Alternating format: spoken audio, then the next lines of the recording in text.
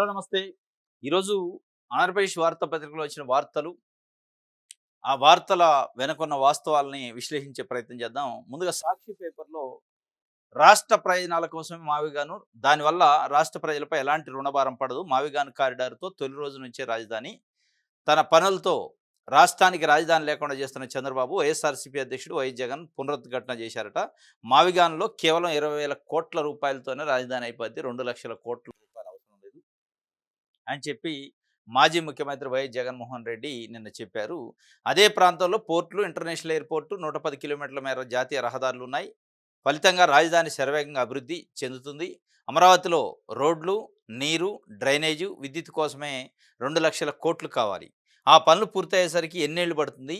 ఎన్ని దశాబ్దాలు పడుతుందో, అప్పటికి ఆ నిర్మాణ వ్యయం ఎంతకు పెరుగుతుంది? తద్వారా రాజధాని రుణాలు ఇంకెంత పెరుగుతాయి? అసలు రాజధాని అమరావతి ఎప్పటికి పూర్తవుతుంది? మావిగానుకు ససేమిరా అంటున్న చంద్రబాబు. ఎందుకంటే అమరావతిలో కాంట్రాక్టులు, మొబిలైజేషన్ అడ్వాన్సులు, కమిషన్లు. ఈనాడు కిరణ్ వియంకుడికి చెందిన ఆర్వీఆర్ సంస్థ, బలుసు శ్రీనివాస్ చెందిన బీఎస్ఆర్ సంస్థలకే పనులు. ఆ 2 సంస్థలకే వేల కోట్ల కాంట్రాక్టులు, 10% మొబిలైజేషన్ అడ్వాన్సులు. అంతా కలిసి దోచుకో, పంచుకో, తినుకో, అదే డీపీటీ. అందుకే వైఎస్ఆర్సీపీపై ఆక్రోశము ఓర్వలేకే గతి తప్పిన ఏబిఎన్ రాధాకృష్ణ. మన వారి ఇళ్లలో మహిళలపైన అసభ్య పదజాలం, అధికారంలోకి వచ్చాక రాధాకృష్ణ గట్టిగా బుద్ధి చెబుతాం. బాబు ప్రభుత్వం అన్నింటా దారుణ వైఫల్యం. 2 ఏళ్లు కూడా గడవక ముందే ఏకంగా 3,52,000 కోట్ల అప్పు. అయినా అన్ని రంగాలు నిర్వీర్యం. విద్య, వైద్యం, వ్యవసాయము దయనీయం. ఉద్యోగులకు బకాయిలు, ఐఆర్, డిఏలు ఇవ్వరు. పీఆర్సీ వేయరు. మరి తెచ్చిన అప్పంతా ఎక్కడికి పోతుంది? ఎవరి జేబుల్లోకి వెళ్తుంది? వైఎస్ఆర్సీపీ ప్రభుత్వంలో 5 ఏళ్లలో 3,31,000 కోట్లు అప్పైతే అందులో 2,73,000 కోట్లు డీబీటీ ద్వారా నేరుగా బదిలీ. ఆధార్‌తో సహా అక్కా చెల్లెమ్మల పూర్తి వివరాలు చెప్పగలం. ఎప్పుడు ఎన్నికలు వచ్చినా మనదే ఘన విజయం. ఇది నిన్న మాజీ ముఖ్యమంత్రి వైఎస్ జగన్మోహన్ రెడ్డి గారు మాట్లాడిన మాటలకు సంబంధించి బ్యానర్ ఐటెమ్‌గా సాక్షి పేపరు ఇచ్చింది. మావిగాను రాష్ట్ర ప్రయోజనాల కోసమే మావిగాను. దానివల్ల ఇప్పటి నుంచే ఏ రోజైతే ప్రకటించారో ఆ రోజు నుంచి రాజధాని ఏర్పాటైద్ది. దానికోసం ప్రత్యేకమైన కన్‌స్ట్రక్షన్స్ అవసరం లేదు. రాజధాని ఎస్టాబ్లిష్ అవుతా ఉంటుంది. ఒక 20,000 కోట్లతోనే మొత్తం రాజధాని పూర్తయిద్ది. రాష్ట్రం పైన ఆర్థిక భారం పడదు. ఈ చంద్రబాబు నాయుడు గారు చెబుతున్న అమరావతి వల్ల 2,00,000 కోట్ల రూపాయలు వారు చెప్పిన లెక్కలే. ఒక ఎకరానికి ఇన్‌ఫ్రాస్ట్రక్చర్ డెవలప్ చేయడానికి డ్రైనేజీ, రోడ్లు, ఈ అంతర్గత రోడ్లు, కరెంటు ఇవన్నీ చేయాలంటే 2,00,000 కోట్ల రూపాయలు ఒక ఎకరానికి అవుతుంది. వాళ్ళు 1,00,000 ఎకరాలలో అభివృద్ధి అంటున్నారు రాజధాని. 1,00,000 ఇంటూ 2,00,00,000 2,00,000 కోట్ల రూపాయలు ఖర్చయిద్ది. ఆ 2,00,000 కోట్ల రూపాయల ఆర్థిక భారం రాష్ట్రం పైన, ప్రజల పైన ఎందుకివ్వాలి? ఇదే నేను చెబుతున్న మావిగాన్‌లో అయితే 20,000 కోట్లతోని రాజధాని అయిద్ది. ఫ్రమ్ ద బిగినింగే రాజధాని స్టార్ట్ అయిద్ది అని చెప్తున్నారు. ఒకవైపు చంద్రబాబు నాయుడు గారు చేసే రాజకీయం చంద్రబాబు నాయుడు గారు చేస్తున్నారు. జగన్మోహన్ రెడ్డి గారు చేసే రాజకీయం జగన్మోహన్ రెడ్డి గారు చేస్తారు రాజధాని పైన. ఇది మొత్తం 5,00,00,000 మంది ప్రజలకి, ఆంధ్రప్రదేశ్ ప్రజలకి అర్థం కానిది. బయటున్న ప్రజలకు కూడా అంటే చర్చించుకునేది, మాట్లాడుకునేది. అసలు ఈ రాజధాని ఆంధ్రప్రదేశ్ రాష్ట్ర రాజధాని పైన రాజకీయాలు చేస్తున్నారు. ఈ రాజకీయానికి ముగింపు ఉందా అసలు? రాజకీయానికి ముగింపు ఉండి రాజధాని వస్తదా? అనేక అనుమానాలు. 2014 నుంచి మొదలుపెడితే ఈరోజు 2026. చంద్రబాబు నాయుడు గారు 2014, 19 మధ్య రాజకీయం చేసిండు రాజధాని పైన. 2019, 24 మధ్య జగన్మోహన్ రెడ్డి గారు 3 రాజధానులని ఆయన కొంత రాజకీయం చేసిండు. ఇప్పుడు మళ్ళా చంద్రబాబు నాయుడు గారు రెండోసారి ముఖ్యమంత్రి అయిన తర్వాత కూడా దాని చుట్టే రాజకీయాన్ని తిప్పుతుండ్రు. ఈ 2 ప్రధాన పార్టీలు, 2 అధికార పార్టీకి అధికారానికి దగ్గరగా ఉన్న పార్టీలు, అధికారం వెలగబెట్టిన పార్టీలు, వెలగబెడతన్న పార్టీలు. ఈటికేమైనా బాధ్యత ఉంటే రాజధాని పైన పూర్తిగా రాజకీయానికి వాడుకొని రాజధాని అంశం ఒక రాజకీయ రా మెటీరియల్ లెక్క పనికొస్తుంది వాళ్ళకి. 2014లో చంద్రబాబు నాయుడు గారు ముఖ్యమంత్రి అయిన తర్వాత శివరామకృష్ణన్ కమిషన్ వేశారు. రాజధాని ఎక్కడ ఉండాలి? పలానా పలానా అని కొన్ని సూచనలు చేస్తూ. అమరావతి ప్రాంతం ఫీజిబిలిటీ, పాసిబిలిటీ లేదు, అక్కడ వద్దు అని చెప్పారు ఆయన. శివరామకృష్ణన్ కమిషన్ చెప్పింది కరాఖండిగా ఖండించింది అమరావతిని. అవసరం లేదు అక్కడ అని చెప్పి ఆ నివేదికను పక్కన పెట్టారు. మరి ఈ నివేదిక దేనికోసం తెప్పించినట్టు? కమిషన్ ఎందుకు వేశారు? కమిటీ ఎందుకు వేశారు? అంటే మీకు అనుకూలంగా రిపోర్ట్ వస్తేనే దాన్ని ఎలివేట్ చేయాలి. శివరామకృష్ణన్ కమిటీని చెప్పిందని. ఆ కమిటీ చెప్పిన నివేదికను పక్కన పెట్టి, లేదు నేను ఒక ఇంటెన్షన్‌తోని కమిటీ ఏసినా, ఇంటెన్షన్ నెరవేరాలి, అమరావతి రాజధాని అని చెప్పేశారు. ఎందుకు శివరామకృష్ణన్ కమిషన్ వద్దన్న వేశారు? దాని వెనకున్న వాస్తవాలు ఏంటి అసలు అనేది చూస్తే ఇదంతా ల్యాండ్ బ్యాంకు ఇదంతా వాళ్ళ వాళ్ళ అనుచరుల చేతిలో, వాళ్ళకి అనుకూలమైన వ్యక్తుల చేతిలో అమరావతిలో ఉంది. ఆ భూములకు ధరలు పెరగాలని చెప్పి శివరామకృష్ణన్ కమిషన్ వ్యతిరేకించినప్పటికీ అమరావతిని రాజధాని చేసిందని వైఎస్ఆర్‌సీపీ అప్పటినుంచి వ్యతిరేకిస్తుంది. వ్యతిరేకించిన వాళ్ళు 2019 ఎన్నికలకు ముందు లేదు రాజధానికి అనుకూలమే అని చెప్పి ఎన్నికలకు పోయారు. జగన్మోహన్ రెడ్డి గారు గెలిచాక లేదు అది 3 రాజధానులు. అమరావతి కూడా రాజధాని మూడిట్లో ఒకటి ఉంటది అని చెప్పి ఆయన కొద్ది రోజులు రాజకీయం చేశారు. ఇది అల్టిమేట్‌గా రాజకీయం కోసం రా మెటీరియల్‌గా ఎన్ని రోజులు వాడుకుంటారు ఈ రాష్ట్రానికి రాజధాని లేకుండా? రాష్ట్ర ప్రజలకి ఏం సందేశం ఇస్తున్నాయి ఈ 2 ప్రధాన పార్టీలు? ఏమన్నా కొంచెమన్నా బాధ్యత ఉందా ఈ 2 పార్టీలకి? జగన్మోహన్ రెడ్డి గారు మావిగానని ఎప్పుడు అంటున్నారు? ఇప్పుడు అమరావతి పైన చట్టబద్ధత చేయాలి, అమరావతి పైన పార్లమెంట్‌లో బిల్లు పెట్టాలి అని చెప్పి పదే వార్తలొస్తున్నాయి. చర్చ నడుస్తుంది. అమరావతి ప్రాంతంలో రైతులు అడుగుతున్నారు. ఇదంతా చర్చ జరుగుతున్నప్పుడు ఏ రోజు జగన్మోహన్ రెడ్డి గారు మావిగా అని చెప్పలే. పార్లమెంట్‌లో ప్రవేశపెట్టిన రోజు చెప్పారు. లోక్సభలో ప్రవేశపెట్టే ముందు చెప్పారు మావిగానని. మరి ఈ మావిగానే నిజంగానే మీరు అధికారంలో ఉన్న రోజు 3 రాజధానులు చెప్పారా? 3 రాజధానుల స్టాండ్‌కి కట్టుబడి ఉన్నారా? లేదా మావిగాను కొత్తగా తీసుకుంటున్నారా? లేదా అమరావతికి కట్టుబడి ఏదైనా చెప్పారా? చెప్పలేదు. అమరావతికి బిల్లు పెడతాం అన్నప్పుడు అమరావతికి మేము వ్యతిరేకం. అమరావతికి బిల్లు పెట్టినా మేము ఒప్పుకోం. మా పార్టీ వ్యతిరేకం. మా పార్టీ విధానం 3 రాజధానులు లేదా మావిగాను.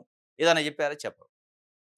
లోక్‌సభలో అంతా అయిన తర్వాత ప్రవేశపెట్టే ముందు చెప్పారు. అంటే దీని అర్థం ఏంది? రాజకీయం.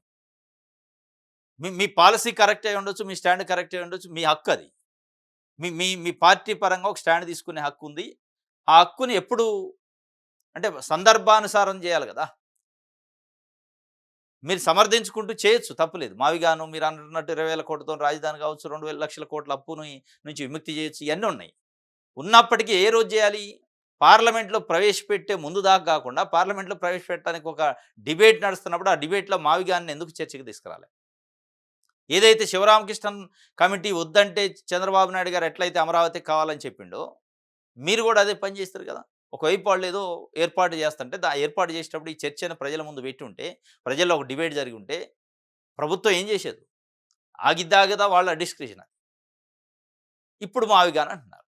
ఒకవైపు చట్టబద్ధత వచ్చింది పార్లమెంట్‌లో సంబరాలని ఇక్కడ ప్రజలు చేసుకున్న సందర్భంలో మావిగాన్ అని చెప్పే పరిస్థితి వస్తే అసలు ఈ మావిగాన్ వెనక ఏముంది ప్లాను? కేవలం రాజకీయ ప్లానా? నిజంగానే రాష్ట్రానికి రాజధాని కోసం ప్లానా? 20,000 కోట్లతోని రాజధాని అయ్యే అవకాశం ఉందా? ఈ కారిడార్ 110 కిలోమీటర్ల మేరకు కారిడార్‌ని డెవలప్ చేయటం వల్ల ఈ 3 ప్రాంతాలు అభివృద్ధి చెందొచ్చు. ఇదంతా ఒక పాలిసీ ప్రకారం మీ కోణంలో మంచిగుండొచ్చు. దాన్ని వ్యతిరేకించట్లే. కానీ మీరు ఆ పార్లమెంట్‌కి ముందు చెప్పుంటే, చర్చ పెట్టుంటే ఎంత బాగుండేది. ఇంకా ఇంకొక ఆశ్చర్యకరమైన విషయం, ఇక్కడ జగన్మోహన్ రెడ్డి మావిగాన్ అంటారు. అక్కడ లోక్‌సభలో మిథున్ రెడ్డి మేము అమరావతిని వ్యతిరేకించట్లేదంటారు. బిల్లుని వ్యతిరేకిస్తున్నాం. బిల్లు పెట్టిన పద్ధతి బాగాలేదు. బిల్లులో ప్రత్యేక అంటే దీనికి సంబంధించి అక్కడ జరుగుతున్న అవినీతి, రైతుల ప్రయోజనాల గురించి రాయలేదు కాబట్టి మేము బిల్లుని వ్యతిరేకిస్తున్నాం. బాయ్కాట్ చేస్తాం. అమరావతినైతే మేము వ్యతిరేకించట్లే.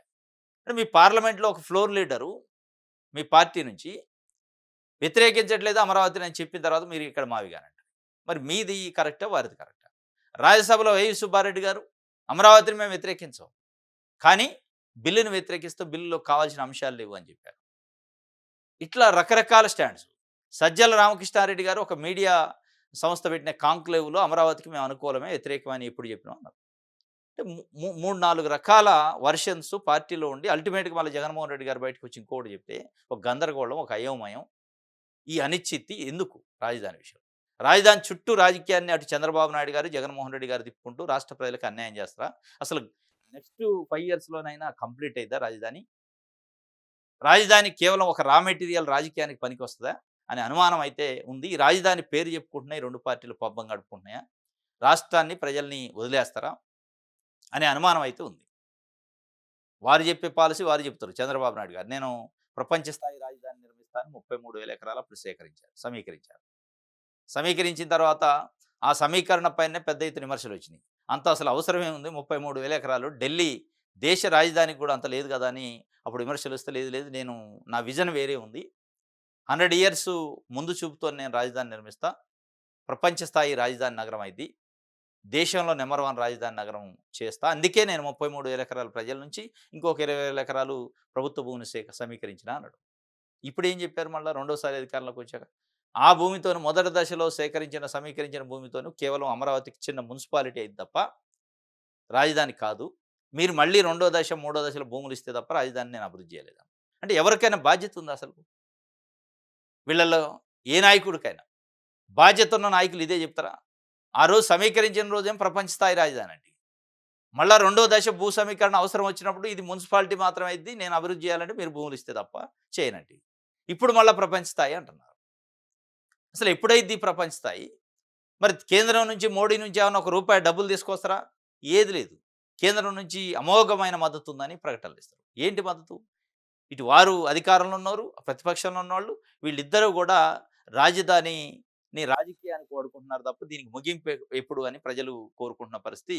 ఇది ఒక వార్త అయితే ఏబిఎన్ రాధాకృష్ణ రోత వ్యాఖ్యలపై ధర్మాగ్రహం వైఎస్ఆర్సీపీ ఆధ్వర్యంలో రాష్ట్ర వ్యాప్తంగా శాంతియుత ర్యాలీలు ఆంధ్రజ్యోతి కార్యాలయాల ఎదుట ధర్నా బైఠాయింపు మహిళలకు క్షమాపణ చెప్పాలంటూ డిమాండ్లు ఏబిఎన్ రాధాకృష్ణ గారు కొత్త పలుకులో రాసిన రాతలు కొత్త పలుకులో ఏబిఎన్ ఛానల్లో వేసిన రోత పలుకుల పైన రోత రాతల పైన వైసీపీ ధర్మాగ్రహం వ్యక్తం చేసింది. ఈ ధర్మాగ్రహాన్ని రకరకాలుగా ఇంటర్ప్రిటేషన్ చేస్తారు. ఈనాడు ఆంధ్రజ్యోతి మీడియా పైన దాడి చేస్తారా అని చెప్పి, మిగతా పేపర్లో మీడియా పైన దాడి కాదు, మీడియాకి ఫ్రీడమ్ ఉండొచ్చు కానీ బాధ్యత కూడా ఉండాలని అంటే జర్నలిస్టులు చెప్తున్నారు, మిగతా ఫెటర్నిటీ చెప్తుంది, ప్రజలు చెప్తున్నారు, ప్రజా సంఘాలు చెప్తున్నారు. మీడియా ఫ్రీడమ్ పేరుతోని అంటే పత్రికా స్వేచ్ఛ పేరుతోని బాధ్యత లేకుండా వార్తలు రాసి సమాజాన్ని చీల్చే విధంగా సమాజంలో ఒక వర్గాన్ని ఒక సెక్షన్ ఆఫ్ పీపుల్ని అవమానించేకరంగా అవమానకరంగా మహిళల్ని అవమానించే పద్ధతిలో వార్తలు రాయడం బాధ్యత లేనితనం. ఆ బాధ్యత లేని రోత రాతలను కూడా మీడియా ఫ్రీడమ్ అని చెప్పుకుంటే ఎట్లా అని చెప్పి ఒకవైపు విమర్శలు వస్తున్నాయి.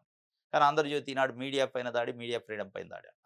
పవన్ కళ్యాణ్ గారు, చంద్రబాబు నాయుడు గారు, నారా లోకేష్ గారు ఈ ముగ్గురు నాయకులు ఆంధ్రజ్యోతి పైన వాళ్ళు ఆంధ్రజ్యోతి పైన ఆంధ్రజ్యోతి కార్యాలయం ముందు చేస్తున్న నిరసనని ఖండించారు.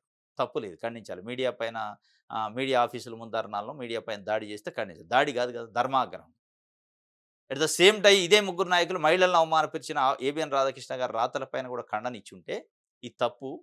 ఆర్కే గారు మీరు రాసిన రాతలు మంచిది కాదు, ఇది మహిళల్ని కించపరిచినట్టుంది, అవమానపరిచినట్టుంది అని చెప్పుంటే బాగుండేది. అంటే ఎవరో భార్యల్ని నా భార్య కాదు నా చెల్లి అని సంబంధాలు చూస్తారు. సంబంధాలు చూడటం అంటే ఏంటి? వేరే వాళ్ళకి ఇచ్చి పెళ్లి చేయడానికి సంబంధాలు కూడా చూస్తారని రాసే రాతల వల్ల మహిళల ఆత్మాభిమానం ఎంత దెబ్బతినుంటుంది, ఆత్మగౌరవం పైన దాడి ఎట్లా చేశారు అని చెప్పి పవన్ కళ్యాణ్ గారు కానీ, చంద్రబాబు నాయుడు గారు కానీ, లోకేష్ గారు కానీ ఇప్పుడు సోకాళ్ళు మీడియా పైన దాడి అని చెప్తున్న వ్యక్తులు ఎవరైనా ఖండించుంటే నిజంగానే ఈరోజు ఏబిఎన్ ఛానల్ ముందో ఆంధ్రజ్యోతి ఆఫీసుల ముందో వైసీపీ వెళ్ళి ధర్నా చేస్తున్నా, నిరసన చేస్తున్నా, దాడి చేస్తే ఖండించవచ్చు. అక్కడ ఖండన లేదు, ఇక్కడ ఉంది. అంటే మీ ఉద్దేశం ఏంది? ఆ రాతలు మంచి అనే? అట్లాంటి రోతరాతలను కూడా మీరు సమర్థిస్తారా? మరి రోతరాతలను సమర్థించే మీడియా అది మీడియా ఎట్లయితే దానికి ఫ్రీడమ్ ఎట్లా ఉంటుంది? రాసే మీడియా దాన్ని మీడియా ఎట్లా అంటారు? దానికి ఎందుకు ఫ్రీడము? ఇటువంటి ఒక రోత ఇంటెన్షన్‌తోని ఒక లేకి ఇంటెన్షన్‌తోని వార్తలు రాస్తే మహిళలను కించపరుస్తూ దాన్ని ఖండించాల్సిన పార్టీలు ఖండించకుండా, నాయకులు ఖండించకుండా ఇంకొక వెర్షన్ వచ్చినప్పుడు ఖండిస్తే దాన్ని ఏమనాలి? ఇది మొత్తానికి ధర్మాగ్రహం వ్యక్తం చేశారు నిన్న. రైట్.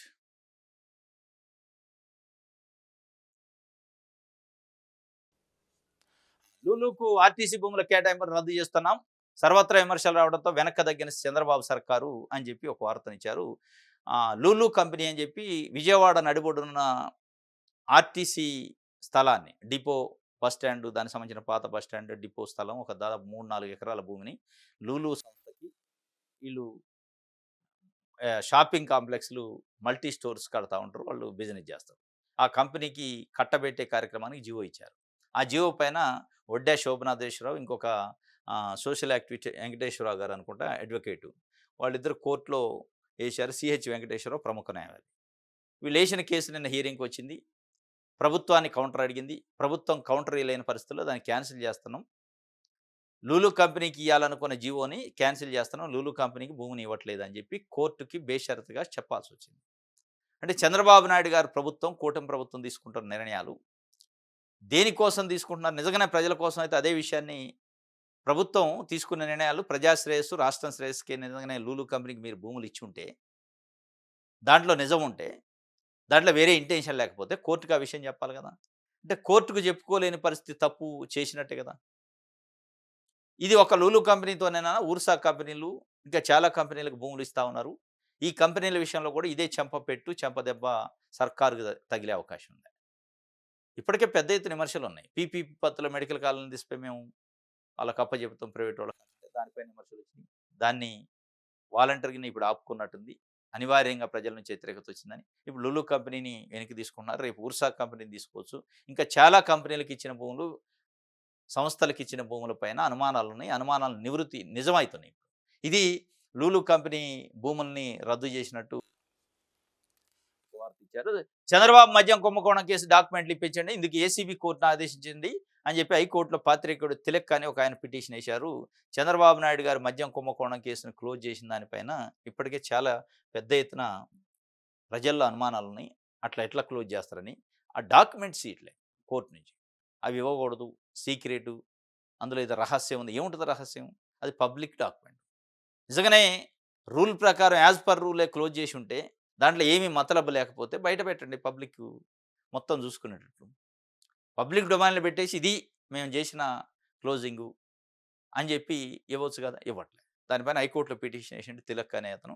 టార్గెట్ ఆంధ్రజ్యోతి పైన, ఎండీ పైన జగన్ అక్కాసు. రాధాకృష్ణను స్టేషన్ల చుట్టూ తిప్పుతా మా కార్యకర్తలను అరెస్ట్ చేసి కొడుతున్నారు. ఆర్కేకు అదే జరుగుతుంది. పార్టీ సమావేశంలో జగన్ హెచ్చరికలు. తొలి సంతకం ఆంధ్రజ్యోతి రద్దుపైనే గుంటూరులో మోదుగుల మాట. జగన్‌కి అధికారం జనం కోసం కాదు కక్ష సాధింపులకి అని తేల్చిన వైన మాట. వైసీపీ ఫ్లాప్ షో అట. సరే అది వైసీపీ ఫ్లాప్ షోనా? ఫ్లాప్ అయిందా? సక్సెస్ అయిందా? పక్కన పెడితే ఈ షోలు, ఫ్లాప్‌లు, సక్సెస్‌లు ఇది సినిమా కాదు. షో అంటే ఈ సినిమా కొత్తది తీస్తే ఫ్లాప్ అయింది లేకపోతే సక్సెస్ అయింది అని చెప్పుకోవడానికి. ఇది రాజకీయం. ప్రజలు, రాష్ట్రం, వాస్తవం. దీంట్లో వైసీపీ ఫ్లాప్ అయిందా? ఫెయిల్ అయిందా? లేదా పాస్ అయిందా? పక్కన పెడితే మీరు రాసిన రాతలేంది? మీరు చేసిన వ్యాఖ్యలేంటి? ఎంత రోతగా ఉన్నాయి ఆ వ్యాఖ్యలు. దానికి కనీసం ఆత్మ పరిశీలన చేసుకొని దానికి క్షమాపణ చెప్తే ఎంత గౌరవంగా ఉంటది. ఇక టార్గెట్ ఆర్‌కే అని రాశారు. ఇది దేనికి టార్గెటు? నువ్వేమైనా రాజకీయ నాయకుడివా? రాజకీయ నాయకుల పల్లకి మోసే ఒక పత్రిక, టీవీ ఛానల్ అంతే తప్ప మీరు రాజకీయ నాయకులు కాదు కదా! అనేది వైసీపీ చెప్తుంది. నువ్వు టార్గెట్ దేనికైనా రోత రాతలు రాసినవు, రోత వ్యాఖ్యలు చేసినవు, రోత పలుకులు పలికినవు. ఆ రోత పలుకులు వెనక్కి తీసుకోవాలని చెప్పి వాళ్ళ టార్గెట్. తప్ప ఇంకేదో టార్గెటు నువ్వేదో ముఖ్యమంత్రి పదవికి అడ్డం వస్తావనో లేదా పొలిటికల్ పార్టీ అనేది అని చెప్పి టార్గెట్ ఉండదు కదా! ఇప్పటికైనా ఏబిఎన్ రాధాకృష్ణ గారు ఆ రాసిన రోత రాతలు, రోత వ్యాఖ్యల పైన డైరెక్ట్‌గా జగన్మోహన్ రెడ్డి గారికో, వైసీపీకో క్షమాపణ చెప్పాల్సిన అవసరం లేదు. రాష్ట్ర ప్రజలకు చెప్తే చాలు. రాష్ట్ర ప్రజల కోణంలో చెప్తే చాలు. ఆ వ్యాఖ్యలతోనే ఎవరైనా ఇబ్బంది పడితే, కించపరిచినట్టు అనిపిస్తే నేను వెనక్కి తీసుకుంటున్నాను అని మాట రాస్తే, ప్రకటించితే ఎంత అద్భుతంగా ఉంటది. లేదు లేదు నేను అట్టే రాస్తా. నా పందా అది. నేను తెలుగుదేశం పార్టీని మోయటం కోసం జగన్మోహన్ రెడ్డినో, వైసీపీనో టార్గెట్ చేస్తూనే ఉంటాను. మీరు టార్గెట్ చేసినట్టు మిగతా వాళ్ళు కూడా టార్గెట్ చేస్తారనుకుంటే ఎట్లా అని చెప్పి వైసీపీ మాట్లాడుతుంది. మీ టార్గెట్ ఏంది? జగన్మోహన్ రెడ్డిని టార్గెట్ చేయాలి. జగన్మోహన్ రెడ్డి కుటుంబాన్ని, జగన్మోహన్ రెడ్డి వ్యక్తిత్వాన్ని హననం చేయాలి. హననం చేస్తూ కథనాలు రాయాలి. అది ప్రజలకు అవసరం ఉందా? లేదా? అవసరం లేదు మీకు. ప్రజల కోణం లేదు. రాష్ట్రం కోణం లేదు. కేవలం జగన్మోహన్ రెడ్డి, వైసీపీని టార్గెట్ చేయాలి. వాళ్ళ కుటుంబాల పైన, వాళ్ళ వ్యక్తుల కుటుంబంలో ఉన్న వ్యక్తుల పైన, కుటుంబ సభ్యుల పైన వ్యక్తిత్వ హననం చేయాలి. ఎందుకు? ఇది చంద్రబాబు నాయుడు గారికి, తెలుగుదేశం పార్టీకి అపోజిట్‌గా ఉన్న పార్టీ కాబట్టి. ఈడ ఇంటెన్షన్ ఏమల్లా జగన్మోహన్ రెడ్డి గారికి, ఏపీఎన్ రాధాకృష్ణ గారికి గెట్టి పంచాయతీ, చెట్టు పంచాయతీ ఏం లేదు. కేవలం తెలుగుదేశం పార్టీ కోసం, చంద్రబాబు నాయుడు గారి కోసం, వారిని సమర్థించడం కోసం వీరి పైన ఒక బురద జల్లాలి, హననం చేయాలి. వాస్తవాలుంటే రాయొచ్చు తప్పులేదు. వాస్తవాలను రాయొచ్చు తప్పులేదు. పత్రికగా, టీవీ ఛానల్‌గా మీ హక్కు అది. అని చెప్పి ప్రజలు, జనరల్ ప్రజలు మాట్లాడుకునేది, వైసీపీ కూడా మాట్లాడేదది. అట్లా కాకుండా ఉన్నదాన్ని, లేనిదాన్ని వ్యక్తుల పైన హననం చేసి మీరు దాడి చేస్తేనే టార్గెట్ కాదు. మీరు వ్యక్తుల బెడ్‌రూమ్‌లలోకి పోయి చూసి వచ్చినట్టు రాస్తే తప్పు లేదు. కానీ అది తప్పు అని చెప్పి ధర్మాగ్రహం వ్యక్తం చేస్తే తప్పు. దీనికి మళ్ళా తెలుగుదేశం పార్టీకి పల్లకి మోయటం మీరు. ఇట్లా ఎన్ని రోజులు మోస్తారు? ఎవరి కోసం ఇది? రాష్ట్రం కోసం, ప్రజల కోసం కాదు. కేవలం మీరు ఒక పార్టీని సమర్థించడం కోసం ఇంకో పార్టీని విమర్శిస్తాం అనేది ప్రజలు మాట్లాడుకుంటున్నారు. వైసీపీ మాట్లాడుకుంటుంది. కాబట్టి ఇప్పటికైనా ఈ స్థాయిలో విమర్శలు వస్తున్నాయి. మనమేంటి? మన పత్రిక ఏంటి? మన ఛానల్ ఏంటి?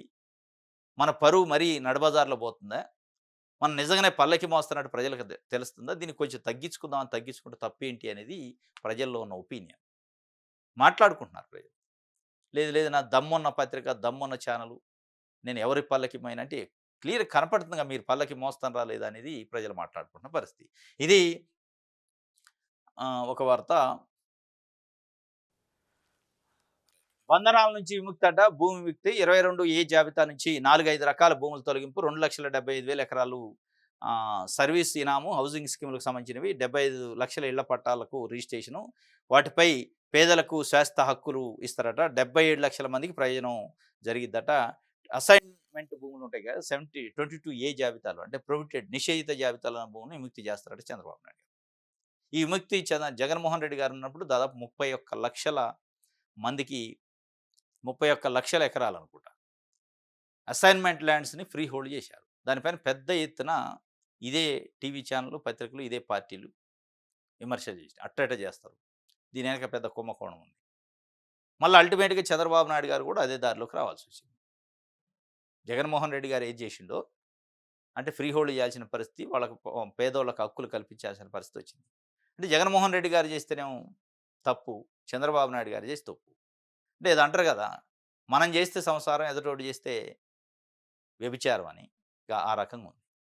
ఆ రోజే జగన్మోహన్ రెడ్డి గారు చేసిన రోజే మీరు దాన్ని సమర్థించో లేదా సమర్థించకపోయి న్యూట్రల్గానో ఉండుంటే, ఈ రాద్ధాంతం చేయకుండా ఉంటే ఇప్పటికే చాలామందికి పేద ప్రజలకి పూర్తి హక్కులు వచ్చి వాళ్ళు చాలా అవసరాలు తీరి ముప్పెడ దాడి చేశారు. ఇది ఫ్రీ హోల్డ్ ఒకటి ప్లస్ ప్రభుత్వ స్కూల్లో ఇంగ్లీష్ మీడియం ప్రవేశపెడతా ఇంగ్లీషు మీడియంలో ప్రావీణ్యాన్ని పేద ప్రజలు పేద పిల్లలకు కూడా రావాలి అని చెప్పి జగన్మోహన్ రెడ్డి ఒక డెసిషన్ తీసుకుంటే ఈనాడు, ఆంధ్రజ్యోతి, చంద్రబాబు నాయుడు గారు సోకాళ్ళు మేధావులు అని చెప్పుకునే ఒక సామాజిక వర్గానికి సంబంధించిన వ్యక్తులు పెద్ద ఎత్తున క్యాంపెయిన్ చేశారు. అట్లా ఎట్లా పెడతారు, తెలుగును చంపేస్తారా, మాతృభాష పైన దాడి చేస్తున్నారు అని చెప్పి. ఈ మాతృభాష పైన దాడి చేస్తున్నారు, తెలుగు భాషను చంపేస్తారా అనే వ్యక్తులు వాళ్ళ ఇళ్లలో తెలుగు మాట్లాడరు, కేవలం ఇంగ్లీషే మాట్లాడరు. అదే ఇంగ్లీష్ని పేదోళ్ళు కూడా మాట్లాడాలి, మనమే ధనికులు, మనమే అగ్రవర్ణాలు, లేదా మనమే డబ్బులున్న వాళ్ళం ఇంగ్లీష్ మాట్లాడితే ఎట్లా అని జగన్మోహన్ రెడ్డి ఆలోచించి పేద ప్రజల పిల్లలు కూడా ఇంగ్లీష్ మీడియం చదువుకుంటే ఫారెన్ వెళ్తారు, మంచి అంతర్జాతీయ స్థాయి నాలెడ్జ్ని సంపాదిస్తారని చెప్తే లేదు లేదు తప్పు ఇది, మన పిల్లలు చదవాలి తప్ప ఇంగ్లీషు వాళ్ళ పిల్లలు ఎట్ట చదువుతారు, పేదోళ్ళ పిల్లలు, ఎస్సీ ఎస్టీ బీసీ మైనారిటీ పిల్లలు అని ఒక బ్రెయిన్లో ఒక ఇంటెన్షన్ పెట్టుకొని ఒక విషయాన్ని పెట్టుకొని బయటికి తెలుగు భాషను చంపుతారా, తెలుగు భాషను బతికియాలి, ఏదో వీరు బతికించినట్టు. తెలుగు భాషను బతికించాలని చెప్పినోడు ఎవడు తెలుగు మాట్లాడలేదు. తెలుగు భాషను బతికించాలని చెప్పే రాజకీయ నాయకులు, నేను మిగతా వాళ్ళని అంటలే, తెలుగు భాషను బతికించాలని చెప్తున్న రాజకీయ నాయకులు, ఆ రాజకీయ నాయకులను సమర్థించే కొన్ని మీడియా సంస్థలు వాళ్ళ ఇళ్లల్లో తెలుగు మాట్లాడరు, కేవలం ఇంగ్లీషే మాట్లాడరు. వాళ్ళకి తెలుగు పర్ఫెక్ట్గా లాంగ్వేజ్ కూడా రాదు. వాళ్ళు తెలుగు భాష గురించి మాట్లాడతారు. ఎందుకు? తెలుగు భాష పైన ప్రేమ కాదు, మేము మాత్రమే ఇంగ్లీష్ మాట్లాడాలి, ఇంకొక వర్గం మాట్లాడదు. వాళ్ళు ఇంగ్లీష్ మాట్లాడి మేము ఇంగ్లీష్ మాట్లాడితే వాడు షూట్ వేసుకొని ఫ్లైట్ ఎక్కుతున్నాడు, నేను ఫ్లైట్ ఎక్కుతా, నాకు గౌరవం ఎక్కడిది, నేను సమాజంలో ఉన్నతమైన స్థానం ఎక్కడిది నాకని ఒక ఫీలింగ్తోని ఆ రోజు చేశారు. సేమ్ ఈ ఫ్రీ హోల్డ్ కూడా అది పేద ప్రజలకు సంబంధించి అర్ధ ఎకరమో ఎకరమో ఎకరన్నర భూములు ఉన్న వాళ్ళకు కూడా ఫ్రీ హోల్డ్ చేస్తే నేను ఎట్లా భూస్వామిని అవుతాను, నా భూమికి వాళ్ళ భూమికి ఒకటే ఇల్లు వస్తుంది కదా, కాబట్టి దాడి చేయాలి. దీనికి ఒక అవినీతి అని ఒక ట్యాగ్ లైన్ వేసి జగన్మోహన్ రెడ్డి ప్రభుత్వంలో అవినీతి జరుగుతుంది అని చెప్పారు. మరి మీరు చేస్తే ఫ్రీ హోల్డ్ చేసేటప్పుడు జరగదు అవినీతి? ఇది ఫ్రీ హోల్డ్కి సంబంధించి ఆంధ్రజ్యోతి ఇచ్చిన వార్త. ఆంధ్రప్రభు అమరావతి కేంద్రం అండట సెంట్రల్ సెక్రటరియట్ నిర్మాణము 2,534 కోట్ల ప్రాజెక్టు డిపిఆర్ సిద్ధం, వచ్చే కేంద్ర కేబినెట్ ముందుకు వస్తుందట. బహుళ అంతస్తుల భవనాల నిర్మాణం ఇప్పటికే కేంద్ర మంత్రి నిర్మలా సీతారామన్ ఆమోదం, కేబినెట్ ఆమోదానంతరం వేగంగా పనులు. అమరావతికి కేంద్రం అండ. ఏంటిది అండ? గమ్మత్తు ఉంటాయి వీళ్ళ మాటలు. ఇప్పుడు అమరావతికి కేంద్రం అండ లేదా ఆంధ్రప్రదేశ్కి కేంద్రం అండ అంటే 1,00,000 కోట్ల రూపాయలు అమరావతి కట్టుకోవడానికి ఇస్తే 2,00,000 కోట్లు అయితే అంటున్నారు ఖర్చు. ఎకరానికి 2 కోట్ల రూపాయలు, 1,00,000 ఎకరాల్లో అభివృద్ధి అంటున్నారు. అంటే 2,00,000 కోట్లు. కనీసం అందులో 50,000 కోట్లు, 1,00,000 కోట్లు ఇచ్చి తెస్తే అండ. ఉత్తుత మాటలు చెప్తే అండ ఎట్లయితే? పార్లమెంట్లో హైదరాబాద్ ప్లేస్లో అమరావతి అని పెడితే అద్భుతం అయిపోయిందిగా అని చెప్తున్నారు. ఎట్లయితుంది? పార్లమెంట్లో పదం పెడితే అయిపోద్ది రాజధాని, లేదా ఏదైనా ఒక బిల్డింగ్ పర్మిషన్ ఇస్తే అయిపోద్ది. బిల్డింగ్‌కి అనుమతి ఇచ్చారట. 2534 కోట్ల ప్రాజెక్ట్ డీపీఆర్ సిద్ధమైతేనే అండట. ఈ డీపీఆర్ సిద్ధమైతే అండ, డీపీఆర్‌ని ఆమోదించిన రోజు ఒక అండ, డీపీఆర్ అమల్లోకి వచ్చిన రోజు ఒక అండ. ఏం అండలు ఇవి? ఇది కాదు ప్రజలు కోరుకునేది. డబుల్ ఇంజిన్ సర్కార్‌లో చాలా అద్భుతంగా అక్కడి నుంచి నిధులు ఫ్లో వస్తదనుకున్నారు. ఒక్క రూపాయి రావట్లే. మాటలొస్తున్నాయి. మాటలు కోటలు దాటుతున్నాయి. చేతలు గడప దాటట్లే. ఈ మాటల విషయంలో మోడీ గా మోడీ గారు చంద్రబాబు నాయుడు గారిని, చంద్రబాబు నాయుడు గారు మోడీ గారిని పొగుడుకోవటం, పవన్ కళ్యాణ్ గారు పొగడటం, లేదా లోకేష్ గారు పొగడటం. ఆ పొగుడు కూడా మన తెలుగులో మోడీ గారికి అర్థం కాదని చెప్పి హిందీలో రాసుకొని మరి బై హార్ట్ చేసి పొగుడుతున్నారు లోకేష్ గారు, చంద్రబాబు నాయుడు గారైతే. పోటీలు పడి తండ్రి కొడుకు. మోడీ గారు ఏదైనా మీటింగ్ ఆంధ్రప్రదేశ్ వస్తే వారి కోసం ఒక కరపత్రం లాంటిది తయారు చేసుకొని హిందీలో దాన్ని పర్ఫెక్ట్‌గా బట్టి దాన్ని చూసి హిందీలో మోడీ వీరుడు, మోడీ సూర్యుడు, ఓహో! ఆహా! అని పొగుడుతున్నారు. ఏమొస్తది రాష్ట్రానికి? మీ పొగడ్తలు ఆ స్థాయిలో ఒక రాజకీయ నాయకుడు ఇంకో రాజకీయ నాయకుడిని పొగుడుతున్నట్టే దాని ఇంటెన్షను మీరు జోకుతున్నట్టు లెక్క. ఆ జోకుడు దేనికోసం? రాష్ట్రం కోసం, ప్రజల కోసం కాదు. మీ వ్యక్తిగత కేసులో, మీ వ్యక్తిగత ఆస్తుల వ్యవహారాలు, పదవుల వ్యవహారాలు ఉన్నాయి తప్ప దాంట్లో ఏమి లేదు. ఇక అండ ఏది అమరావతికి కేంద్రం అండ అన్నాడు. ఖతం అయిపాయే. ఏమిచ్చింది అండ అంటే ఏం లేదు ఆడ. 1000,00,00,000, 2000,00,00,000, 15,000,00,000 అప్పు, ఏడీబీ బ్యాంక్ నుంచి అప్పు, ప్రపంచ బ్యాంక్ నుంచి అప్పు. ఇక దీనికే అండ. ఇది అండా అని ఒకవైపు చెప్తారు. ఇంకొక వైపు సెల్ఫ్ సస్టైన్డ్ రాజధాని ఇది. అక్కడున్న భూములు అమ్మితేనే మనకు రాజధాని ఇది. ఎవ్వరు ఒక్క రూపాయి ఇయ్యాల్సిన అవసరం లేదంటారు. మరి ఈ అండ ఎందుకు ఇక? కేంద్రం అండ ఇస్తుందంటారు. మళ్ళా 47,000,00,00,000 అప్పు తెస్తారు. 15,000,00,00,000 ఏడీబీ బ్యాంక్, ప్రపంచ బ్యాంక్ అందులో ఇచ్చిందవుతుంది. ఇవన్నీ ఎందుకు మరి? సెల్ఫ్ సస్టైన్డ్ రాజధాని కదా! కేంద్రం అండ అవసరం లేదంటారు. ఈ బ్యాంకులు అవసరం లేదంటారు. ఎవడు ఒక రూపాయి ఇయ్యాల్సిన అవసరం లేకనా బ్రిడ్జ్ ఎంత అండి. మళ్ళా అండ అని చెప్పి అంటే జనాల్ని ఎట్లా డైవర్షన్ చేస్తారనేది దీన్ని బట్టి అర్థమైంది.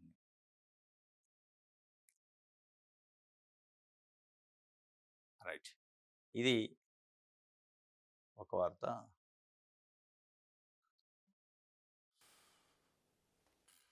ప్రజాశక్తి.